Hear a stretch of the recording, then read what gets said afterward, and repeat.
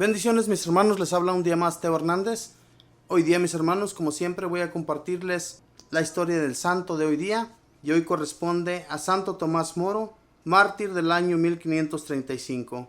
Pongamos pues atención mis hermanos, abramos el corazón.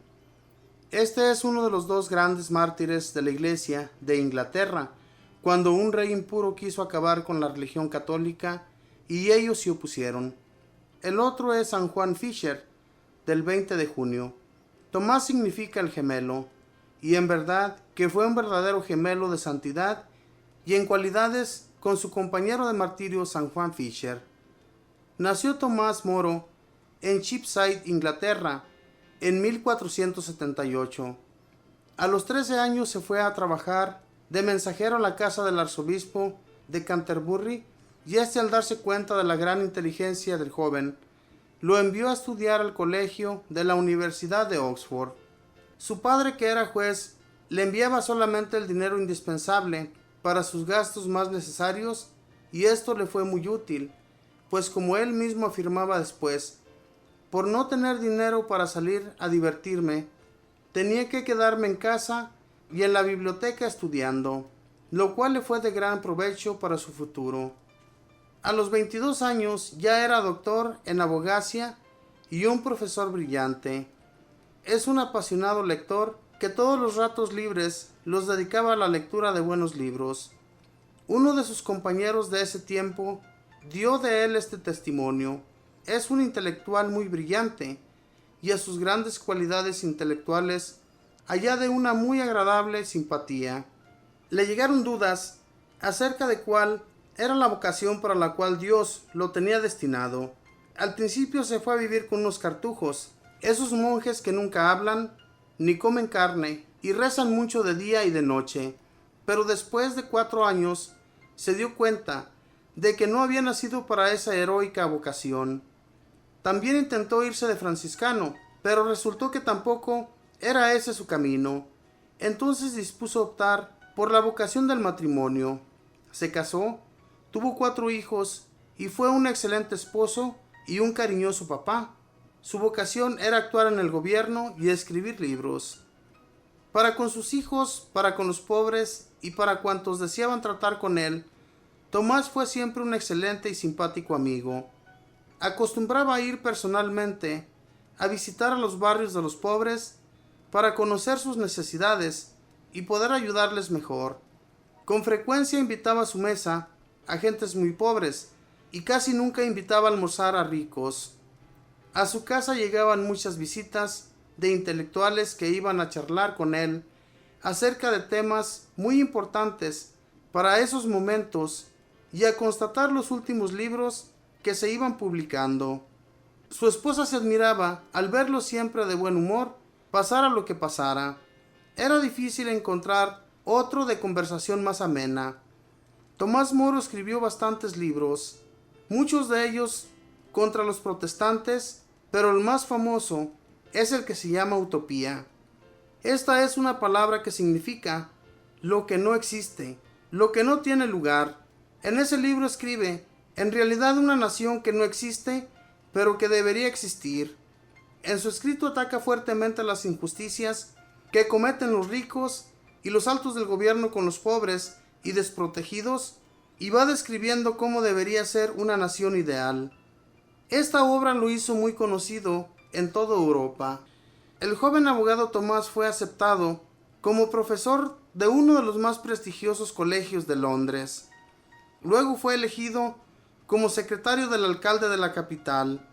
En 1529 fue nombrado canciller o ministro de Relaciones Exteriores, pero ese altísimo cargo no cambió nada su sencillez. Siguió asistiendo a misa cada día, confesándose con frecuencia y comulgando. Tratable y amable con todos. Alguien llegó a afirmar, parece que lo hubieran elegido canciller solamente para poder favorecer más a los pobres y desamparados. Otro añadía, el rey no pudo encontrar otro mejor canciller que este. Pero Tomás, que conocía bien cómo era Enrique VIII, declaraba con su fino humor, el rey es de tal manera que si le ofrecen una buena casa por mi cabeza, me la mandaré a cortar de inmediato.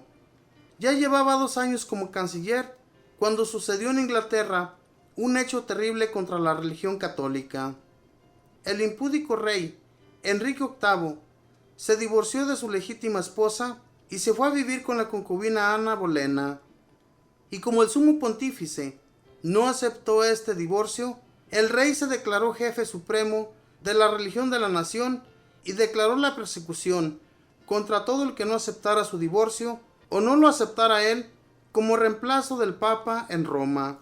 Muchos católicos tendrían que morir por oponerse a todo esto. Tomás Moro no aceptó ninguno de los terriblísimos errores del malvado rey, ni el divorcio, ni el que tratara de reemplazar al sumo pontífice. Entonces fue destituido de su alto puesto, le confiscaron sus bienes y el rey lo mandó tomar como prisionero de la espantosa Torre de Londres. Santo Tomás y San Juan Fisher fueron los 2 principales de todos los altos funcionarios de la capital que se negaron a aceptar tan grandes infamias del monarca, y ambos fueron llevados a la torre fatídica. Allí estuvo Tomás encerrado durante 15 días. Verdaderamente hermosas son las cartas que desde la cárcel escribió este gran sabio a su hija Margarita, que estaba muy desconsolada por la prisión de su padre. En ellas le dice: con esta cárcel estoy pagando a Dios por los pecados que he cometido en mi vida. Los sufrimientos de esta prisión seguramente me van a disminuir las penas que me esperan en el purgatorio.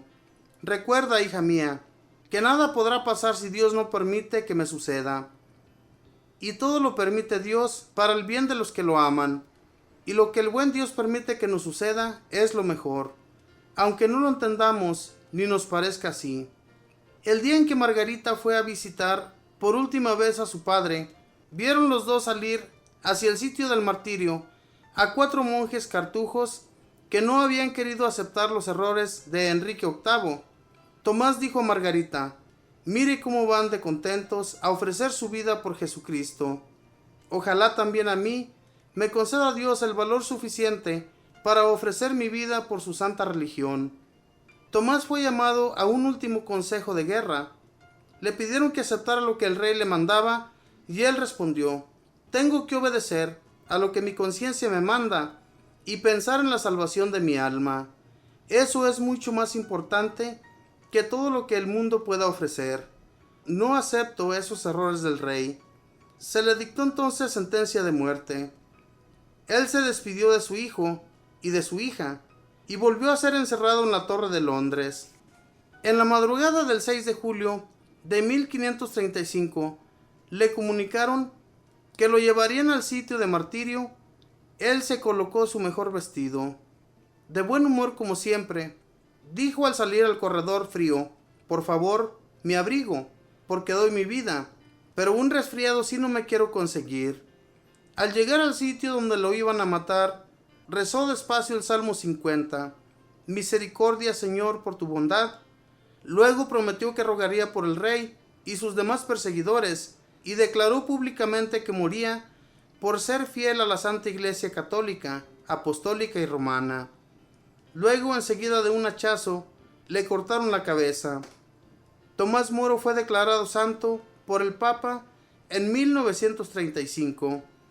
Un sabio decía: este hombre, aunque no hubiera sido mártir, bien merecía que lo canonizaran, porque su vida fue admirable, ejemplo de lo que debe ser un comportamiento de un servidor público, un buen cristiano y un excelente ciudadano. Dijo Jesús: dichosos los que sufren persecución por mi causa, porque su premio será muy grande en el reino de los cielos. Mateo 5:11. Esta fue la historia, mis hermanos, de Santo Tomás Moro. Un hombre que buscó ser religioso, sin embargo no se le dio. Muchas personas, aunque queramos ser una cosa, cuando no se nos da, mis hermanos, no se nos da. Y Dios tiene ya dispuesto aquello que tú vas a hacer en esta vida. Y Dios siempre te va a poner lo que es mejor para ti. Y por este lado a este hombre le dio mucha sabiduría a Dios. Lo hizo muy intelectual y hasta llegó a ser canciller.